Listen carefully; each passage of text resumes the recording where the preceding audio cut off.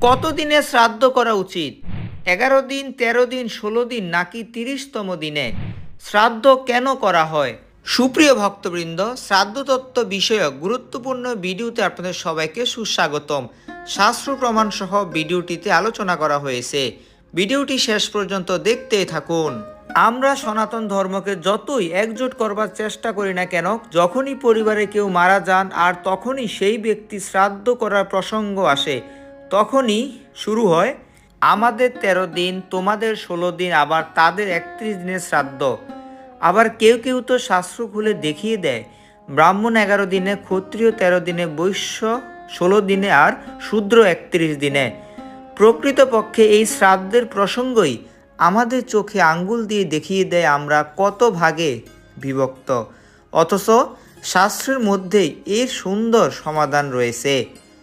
শুধুমাত্র সঠিক শাস্ত্রজ্ঞানের অভাবে ভুলভাবে শ্রাদ্ধ করে আমরা আমাদের পরিবারের সদস্যদের নরকগামী করছি। সকলের নিকট অনুরোধ, ভিডিওটি মনোযোগ সহকারে শেষ পর্যন্ত দেখতে থাকুন। আশা করছি এই ভিডিও থেকে সকলেই উপকৃত হবেন। চলুন আমরা ভিডিওটি দেখতে থাকি। প্রথমে জানব শ্রাদ্ধ কাকে বলে। বৈষ্ণবীয় তন্ত্রসারে বলা হয়েছে, শ্রদ্ধ সত্যং দদাতি জয়া সা শ্রদ্ধা, শ্রদ্ধয়া ক্রিয়তে যৎ তৎ শ্রাদ্ধম। অর্থাৎ যে কর্মানুষ্ঠান দ্বারা নিত্য বস্তু লাভ হয় তাকে শ্রদ্ধা বলে, আর শ্রদ্ধাপূর্বক পারলৌকিক কৃতকর্ম সম্পাদনই শ্রাদ্ধ। শ্রাদ্ধের বিভিন্ন প্রকার ভেদ।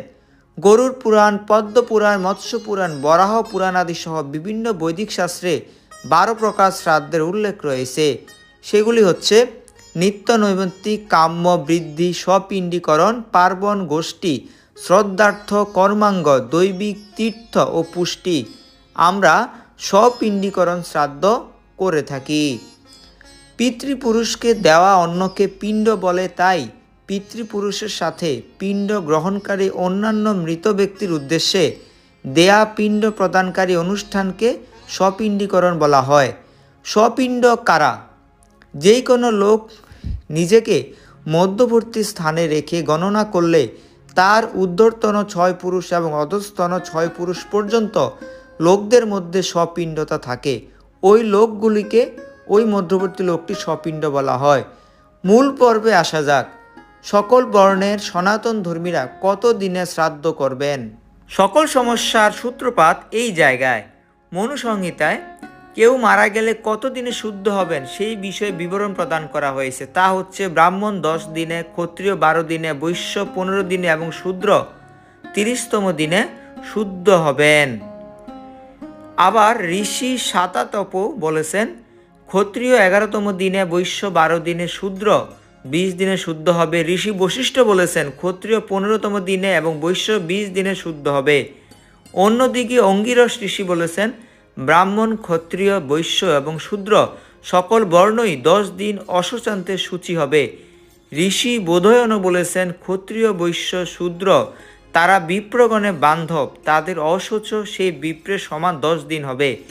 আমরা দেখতে পেলাম যে ভিন্ন ভিন্ন জন ভিন্ন ভিন্ন বিধান প্রদান করেছেন। সহজে বোধগম্য যে সকলের বিধান আমাদের অনুসরণ অসম্ভব।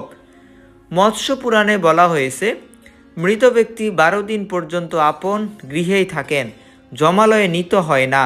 সেই ব্যক্তি 12 দিন পর্যন্ত আপনার গৃহ পুত্র কন্যাদিকে দেখতে পায়। গরুর পুরাণে উত্তরখণ্ডে বলা হয়েছে, 13তম দিনে গরুর কর্তৃক গৃহীত সর্পের ন্যায় সেই জীবকে বন্দি করে যম কিঙ্করেরা জমালয়ে নিয়ে যেতে থাকে। গৃহপুত্র, কন্যা, আত্মীয় স্বজন কেহই তার সাথে যায় না। তাহলে সুস্পষ্টভাবে এই সিদ্ধান্তে উপনীত হওয়া আবশ্যক, 11 দিনে শ্রাদ্ধ করা উচিত। চলুন দেখে আসি ভগবান শ্রীকৃষ্ণ স্বয়ং এই বিষয়ে কি বলেছেন। পরমেশ্বর ভগবান শ্রীকৃষ্ণ বলেছেন, যারা নিপুণভাবে শুদ্ধির ইচ্ছা করেন তারা স্বপিণ্ডের মৃত্যু হলে 10তম দিনে অশৌচ পালন করবেন এবং পুত্রাদি জননেও 10ম দিন অশৌচ পালন করবেন। গরুর পুরাণ উত্তরখণ্ড। যেহেতু ভগবানের বাক্যই একমাত্র প্রমাণ, তাই একমাত্র সিদ্ধান্ত সকল বর্ণের জন্য 10 দিন অশৌচ করতে হবে। ভগবান এই বিষয়ে আরও ব্যাখ্যা করেছেন, 10তম দিনে গ্রামের বাইরে গিয়ে কেশ নখ ছেদন করবে এবং স্নানান্তে পবিত্র হবে।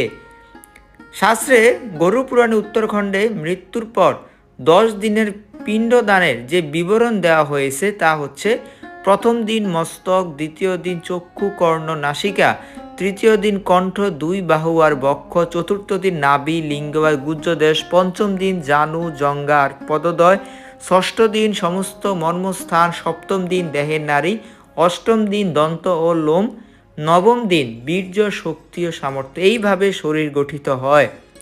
দশমতম দিনে দেহের পূর্ণতা প্রাপ্ত হয়ে সেই আত্মার ক্ষুধা পায় এবং দ্বার প্রান্তে উপস্থিত হয়। আর 11 বা 12তম দিনে ভগবান তাকে খাবার দেবার বা শ্রাদ্ধের বিষয়ে অনুমোদন করেছেন। মৃত ব্যক্তি একাদশ ও দ্বাদশ এই 2 দিবসে ভোজন করে, তাই এই দিনের মধ্যে মৃত ব্যক্তির উদ্দেশ্যে পিণ্ড দান করবে। গরুড় পুরাণ উত্তরখণ্ড। বরাহ পুরাণে বলা হয়েছে, মনুষ্যগণের মধ্যে শূদ্র, বৈশ্য, ক্ষত্রিয়, ব্রাহ্মণ এই 4 বর্ণেরই পিণ্ডদান বিধি একই রকম। কি কি দ্রব্যাদি দ্বারা পিণ্ড প্রদান করতে হবে ভগবান তাও বলেছেন। শালি, তণ্ডুল, শক্তু অথবা শাক দ্বারা পিণ্ড দিবে। গরুড় পুরাণ উত্তরখণ্ড। পিতৃপুরুষদের প্রীতির নিমিত্ত অন্ন, জল, পয়, মূল এবং ফল নিবেদনপূর্বক শ্রাদ্ধ করবে। মৎস্য পুরাণ। পরিশেষে বলা যায় যে 11তম দিনেই শ্রাদ্ধ করতে হবে। 11তম দিনে যদি কোনো বিষ্ণু তিথি উপস্থিত হয়, যেমন একাদশী, তাহলে 12তম দিনে আমাদেরকে শ্রাদ্ধ অনুষ্ঠান করতে হবে। এখানে অবশ্যই মনে রাখতে হবে যে একজন সদাচারী বৈষ্ণব ব্রাহ্মণকে দিয়ে শ্রাদ্ধ করতে হবে এবং অবশ্যই পিতৃপুরুষের উদ্দেশ্যে কৃষ্ণপ্রসাদ অর্পণ করতে হবে। কোনোভাবে মাছ মাংস নিবেদন করা যাবে না, এতে তাদের প্রেতযোনি ও নরকে অধঃপতিত হওয়ার সম্ভাবনা থাকে। ধন্যবাদ এতক্ষণ সুগতা বলয়ের সাথে থাকার জন্য। তো ভিডিওটি সকলের মাঝে ছড়িয়ে দিন, যাতে সকল সনাতনীরা শ্রাদ্ধ প্রসঙ্গে একমত হতে পারে। হরে কৃষ্ণ।